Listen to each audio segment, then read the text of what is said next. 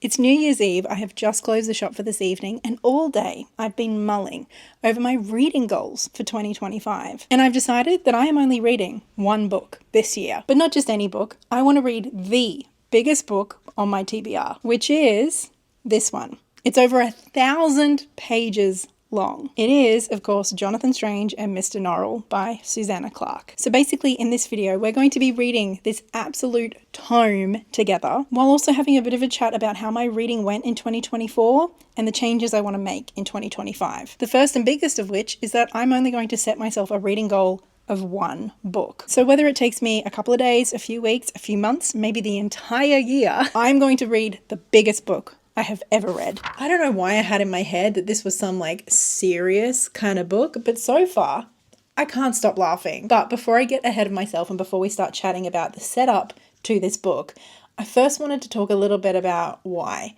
Why am I only aiming to read one book in 2025? So last year, just like I have for the last 4 or 5 years in a row, I set my GoodReads goal at 100 books. But because in 2024, I ended up being in a reading slump for 6 whole months. It was the first time in a really long time that I wasn't well ahead of my goal. And so it started to feel like a little bit of pressure. Not a huge amount, but a little bit, in a way that it had never felt before. And I think that was the first moment for me where I started to think about why do I have this goal? Why have I put this pressure on myself? Especially when I'm already somebody with plenty of pressure on me to read. I'm a bookseller. I need to be reading for work. I'm also somebody who likes to make booktube content, and you kind of need to read to do that. On top of that, I also run a very chill, casual little book club over on my Patreon.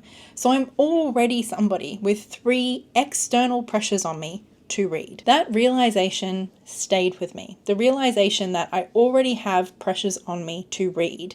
Why am I adding yet another with an arbitrary number? And it was around this time that I saw this video pop up in my feed, in which the creator talks about setting a really low reading goal of just one book. And I just watched that video with a smile on my face, and I knew in that moment I was going to do the same for myself come 2025. And along with that, almost instantly, the thought popped into my head of, why don't I make that one book the biggest book I've ever read, the biggest book on my shelf? So aside from my GoodReads goal of just one book, I'm not going to be thinking about how many books I'm reading in 2025, and it feels liberating. So with that explanation out of the way, how about we now talk a little bit about the first 50 pages and the setup of this book. So it's set in the early 1800s, and we're first introduced to this Yorkshire society of gentlemen magicians. And these are respectable folks who study magic in this society from books, but they never practice it. And I'm going to read you a little bit from the very first page. They were gentlemen magicians, which is to say they had never harmed anyone by magic,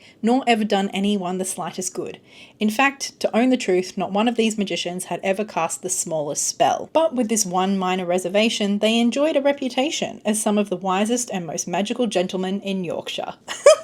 That's literally the second paragraph, and I decided then and there that I liked this book. Then an uppity youngster kind of shows up to this society. His name is John Segundus, and asks, why don't we practice magic? Oh no, a gentleman could not do magic. A gentleman might study the history of magic, nothing could be nobler, but he could not do any. And John Segundus is just not really satisfied with this answer, so he does a little bit of digging, and he finds that there's this other magician in Yorkshire who's a very solitary man, but he is known to have this incredible library of magical books. And that man is, of course, Mr Norrell. So John Segundus gets a mate and takes him off to visit Mr Norrell and to ask him why nobody practices magic anymore. And after a little bit of a strange time at Mr Norrell's house, Mr Norrell says, "I cannot help you with your question, sir, for I do not understand it. It is a wrong question, sir.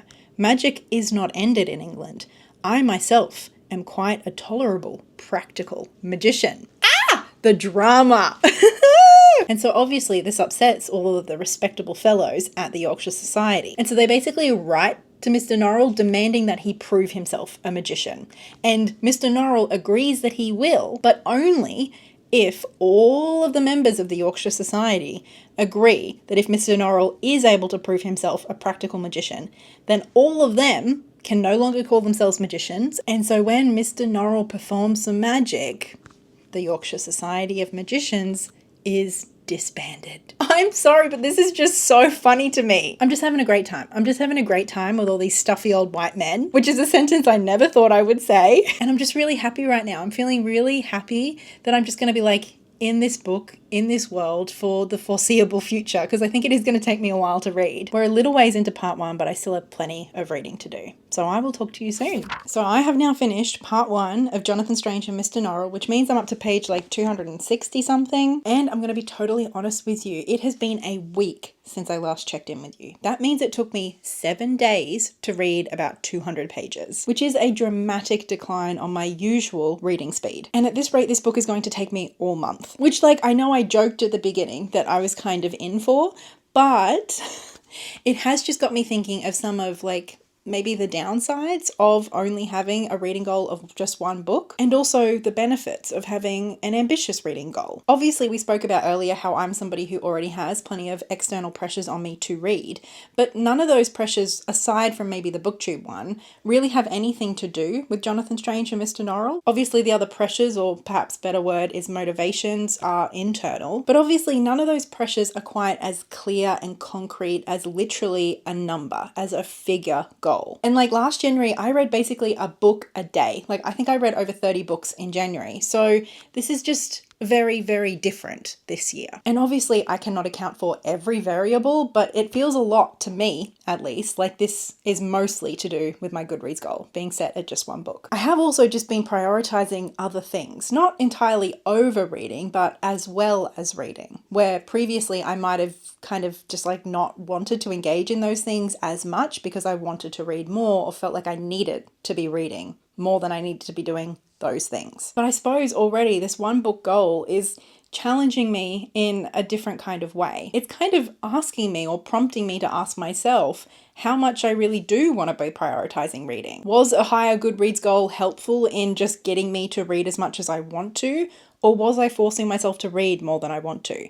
I'm still not sure what the answer is there. And I suppose a follow-up then is for me to ask myself like what it means to identify as like a capital R reader, somebody who reads a lot, what that identity means to me, whether it matters to me, whether I do want to be a capital R reader who reads a lot. All I know is that for the first week of January, I don't feel like I'm reading a lot. I feel like I'm just reading a little bit. I feel like my reading has gone from a lot to casual. As for the book itself, I am still liking it. I don't know that I'm like cackling out loud as much as I was in the first 50 pages, but I'm still chuckling along. I'm still having a good time. Even though it feels quite slow, there is like a lot of happening, like lots of small events that lead to more events. But I would say like, kind of like the key points of this first volume is like essentially we're getting to know Mr Norrell. And after he effectively forced the disbandment of the Yorkshire Society of Magicians, he now has his sights set on London. And in particular, he decides to move to London to try and ingratiate himself into like the aristocracy of London, because his ultimate goal, it seems,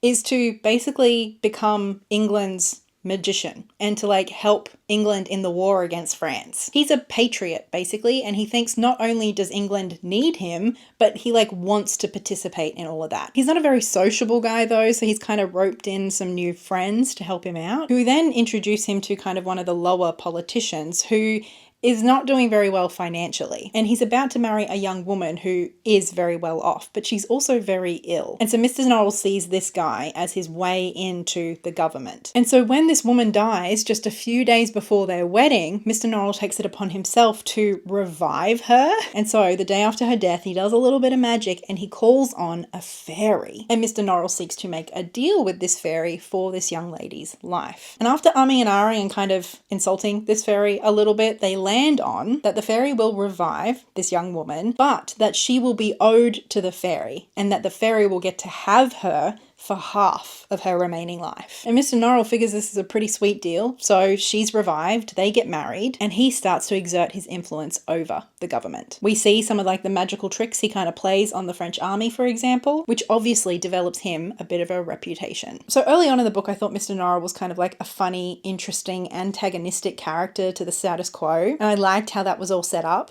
But the more time we spend with him, especially in London, as he's kind of like influencing people and seeking to gain more influence, and the things that he's willing to do to get that influence, like the more time you spend with him, the less you like him. For example, speaking of Lady Pole, the young woman that he revived, and her husband, the politician, Mr Norrell says, "What is the fate of one young woman compared to the success of English magic? No, it is her husband that concerns me." We're also starting to see some of Mr Norrell's paranoia, particularly as it pertains to this prophecy that kind of keeps getting hinted at, that there's actually two magicians in England at the moment. We have also briefly been introduced to Jonathan Strange, who, I mean, it's pretty heavily implied is going to be the second magician. So even though I don't really like either of these men at this point, I'm kind of just interested to see what's going to happen and how they're going to come together. It's very much a book of manners. It's basically a bunch of stuffy old white dudes politicking, but there's like a bit of magic at the center. To be fair, there have been a couple of little things that have popped up that have made me side-eye the book just a tad. For example, there has been one black character introduced who was a servant. We've been introduced to a couple of these side characters like this black servant because basically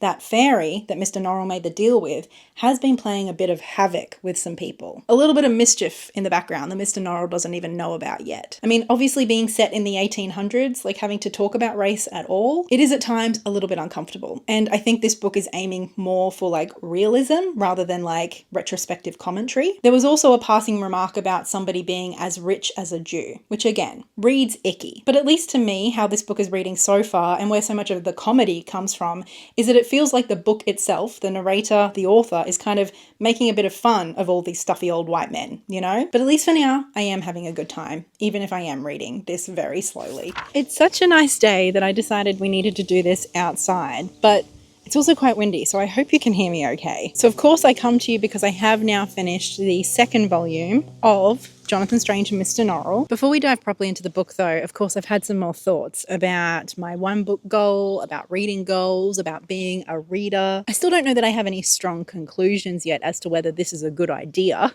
setting a goal for only one book, but I do have some more thoughts. The first is a topic that I've heard brought up quite a lot, especially in regards to conversations and discussions about people reading too much. The argument often is that you need to read books slowly to digest them, to spend time with them, to really think about them, to analyze them. And while I do definitely see some merit to this argument, right? Like I think there are definitely a handful of books that I've read over the course of my life that I just read too quickly to truly comprehend or really appreciate every element of. Equally, I haven't found, and I know most readers say this, they haven't found that they're not comprehending the books that they're reading. You know damn well from my videos how many opinions I have on all of the books that I read, despite usually reading at quite high quantities. But I think even more to the point is that I think sometimes you can read a book too slowly. Like, at least for me, I find sometimes when I read a book too slowly, like I lose the pacing and the rhythm that the author was intending to create, which affects how I feel about the tension, which affects how I feel about the characters. Like the speed at which I read a book does change quite a lot about how I feel about a book and how I experience a book. And at least for me, when I last checked in with you,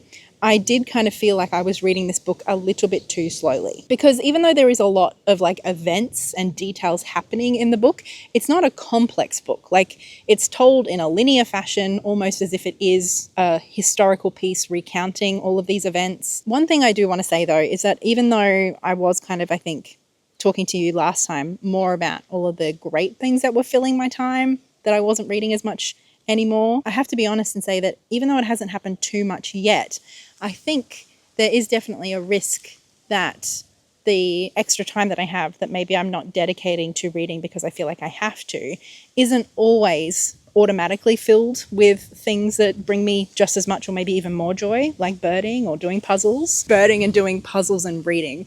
Am I a grandma, Ollie? At 34 years old, am I already a grandmother? For some of us, it really is the simple things in life. Rather than automatically filling my previous reading time with those things, I certainly am, just like anyone, at risk of filling it instead with screen time. The dreaded scroll, which is obviously not what I want to be doing. So I think that is something that I do want to be conscious of. And even if I don't have a set goal of how many books that I need to be reading each year, I still want to be prioritizing at least some of the time picking up a book over picking up my phone. And now I was planning to sit here and talk to you about volume 2 of the book as well, but I think I might have been a little bit ambitious with how windy it is. So maybe it is best if I head home, make a cup of tea, and then we can sit down and chat about the book. Come on, you can do it. Yay! Good job. Good job, my Ollie. Okay, so we are back as promised with a cup of tea. And like I said, it's a really nice day. So I do want to be outside, even if we can't be like outside. I have, of course, as I mentioned, finished part 2 of this book, where the first part we really spent most of our time getting to know Mr. Norrell. The second part we get to know Jonathan Strange a whole lot more. So basically Jonathan Strange is a bit of a younger man than Mr. Norrell is, and he grew up wealthy, but his dad was kind of abusive and a bit of a dickhead. So when his dad dies, and the circumstances are kind of hilarious by the way, when his dad dies he decides that he can kind of do whatever he wants kind of thing. And also he's heard of this prophecy that maybe he is the second magician that England is waiting for. So he decides, even though it's never crossed his mind before, he might as well become a magician. Why not? So after practicing on his own for a little while, he decides to go and seek out Mr. Norrell and see if Mr. Norrell will take him under his wing as an apprentice. And obviously we have learnt previously that Mr. Norrell has a disdain for literally anyone else considering themselves a magician.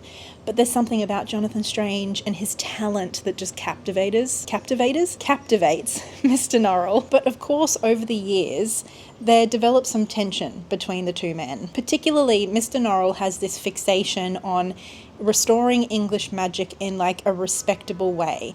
And by that he primarily means that magic should have nothing to do with fairies, which was the traditional way of English magic being done, was kind of working with fairies, making deals with fairies. And Jonathan Strange is just starting to think that maybe Mr. Norrell is wrong on this count. Maybe fairies are magic. That is the core of English magic. So very tense, very dramatic stuff. The two men who have been prophesied to bring magic back into England have now gone their separate ways and are both set on exploring two very different kinds of magic and exploring their two very different approaches to magic. Of course, there's been plenty of other things going on in the background. We've seen Lady Pole and how her kind of half-life that she's living. During the day, she's living in our world, but she's miserable. And at night, she gets dragged off to that fairies kind of, I forget, it's his ballroom. That black servant that I mentioned earlier, who has also kind of gotten tangled up with this fairy, his name is Stephen Black, and he is becoming more and more a feature of this book as well. The fairy, though, believes strongly in this prophecy that Stephen Black is to be a king, and he is convinced that Stephen's going to be king of England. And Stephen just doesn't see how that's going to happen. He's a black man, this is the early 1800s, what are you talking about? We've already got a king. He might be mad, but we've got a king. And so even though it's still not the main part of the book, we are kind of talking about race a little bit here, especially with this character. When he's first told of this prophecy, he says to the fairy, "But I think you must be mistaken, sir. I cannot rule England, not with this." He spread out his hands in front of him. Black skin, he thought. Aloud, he continued, "Only you, sir, with your partiality for me, could think such thing a possible. Slaves do not become kings, sir." And the fairy's just "What do you mean? You're not a slave?" And he explains to the fairy, "No one who stands on British soil can be a slave. The heir of England is the heir of liberty.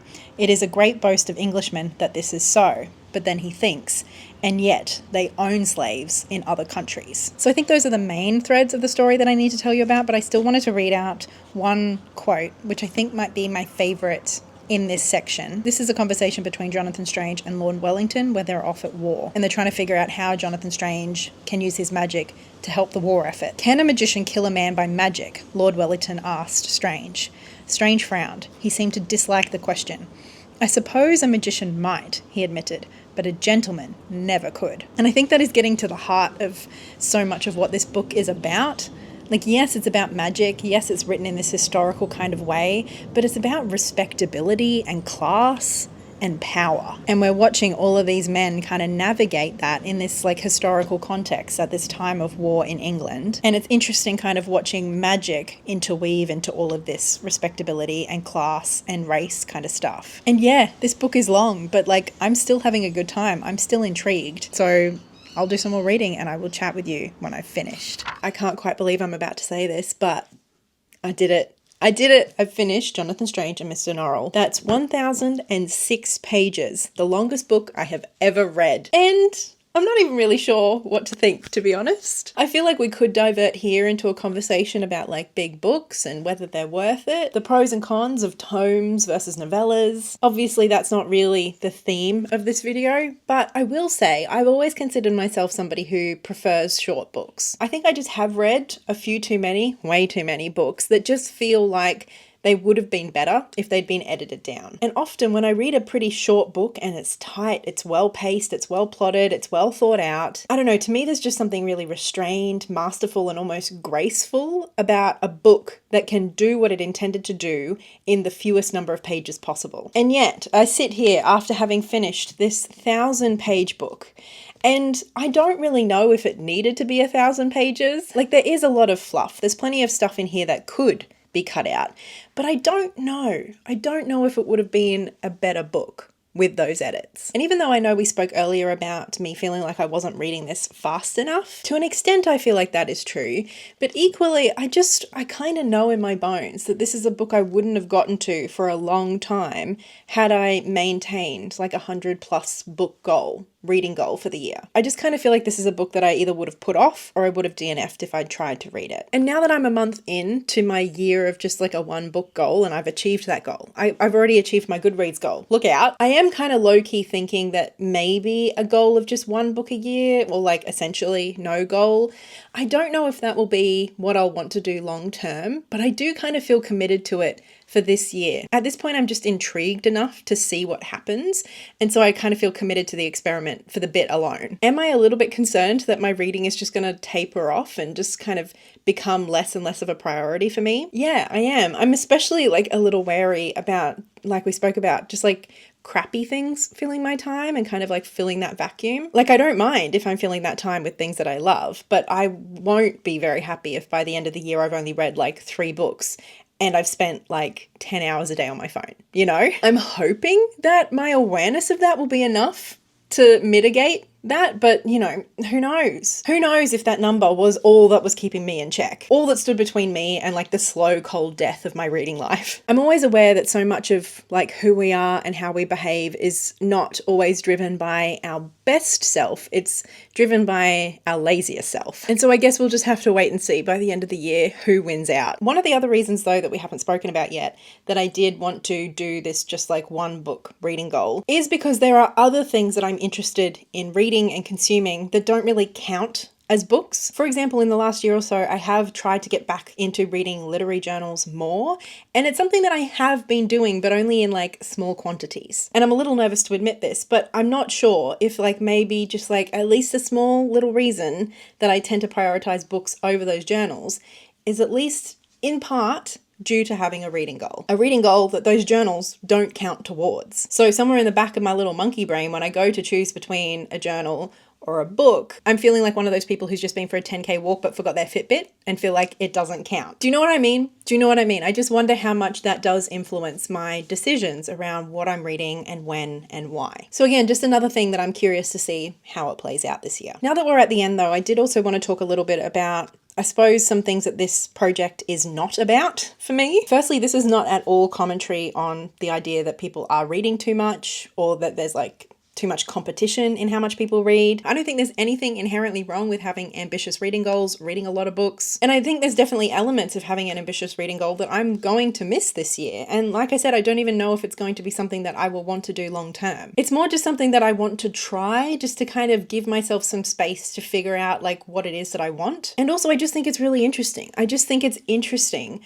to kind of reflect on how numbers influence us and influence our choices. And so far, at least, I can tell you that my reading looks slower, a little bit more casual. It also looks like reading multiple books at once, which is not something I usually do. Like, yeah, while I've been reading this, I have also just been kind of throwing in other things, particularly non-fiction, and also some articles from those journals that I've been interested in reading. And I think obviously the other one is that I was willing to pick up a massive book, a book that I normally would have avoided. And honestly, there was something so beautifully relaxing about just being in a book for a long period of time. I think because so often when I'm reading short books and I'm trying to read at a pretty high quantity, I very often find myself halfway through the current book, and particularly if I'm only kind of enjoying it, I'm already thinking about what I'm going to be reading next. And having spent basically an entire month with a 1,000-page book, not once did it occur to me to start planning what I'm reading next, because I just knew I was going to be spending the next several weeks with this book. And so,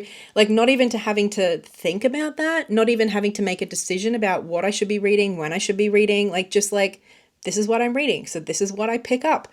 I don't know what else to tell you, but it felt great. And so again, a sample size of only one, but I feel like this is an indication to me that maybe I do like long books. Maybe I do actually like long books sometimes. I don't know that I'm a full-on 1,000+ page tome convert, like that's all I'm going to be reading, but there is something just really lovely about spending this much time with the same characters in the same world. Now, speaking of these characters and this world, I think I have to be honest and say that part 3 was my least favorite section of the book. So I kind of don't even want to tell you about it. Not because it was terrible or anything, just because I found it a lot less funny and a lot less compelling than I found.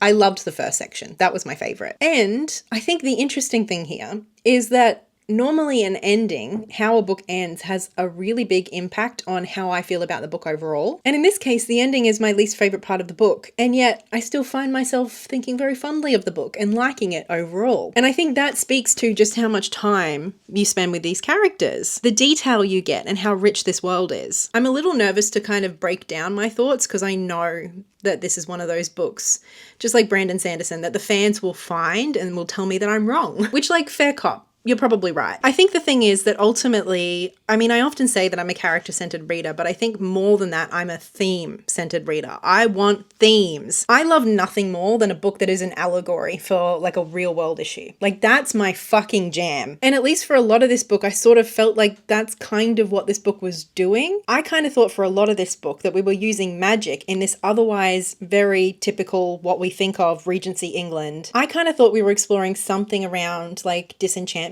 of, like, I don't know, like the Enlightenment or Industrial Revolution and like people's disconnect from the land and from a sense of wonder and magic, you know? And I do feel like you could make an argument that that is what this book is doing. To me, though, by the end, it more felt like Susanna Clarke's primary goal was to essentially write a pastiche of one of these historical novels. And yes, she was saying some things about enchantment. She was saying plenty of things about class and respectability, but I didn't feel like that was the primary goal. And so particularly the ending didn't really feel all that satisfying to me and the kinds of things I look for in a book. I think particularly the ending with both Jonathan Strange and Mr Norrell, but then also with Stephen Black. It kind of felt like in a lot of ways Susanna Clarke only really included this Black character because there was a little bit of a potential for some like wordplay, some play on words, for a bit of a twist at the end. And I don't know if I like that. I don't know if that's my favorite thing, like if that's why you're including a Black character. And Stephen Black definitely has a whole arc for himself and like there is other stuff going on, but I suppose the ending just didn't give me quite what I really was hoping this book would give me. But I'm aware that definitely says a lot more about me and the kinds of books that I like, the kind of stories that I like, and what I'm looking for from most of the books that I read. I think as far as entertainment is concerned, like just an interesting book, an interesting story with lots of complex, messy, weird characters in this time and the setting. If we're marking Susanna Clarke on that, then she nailed it out of the park. Nailed it out of the park?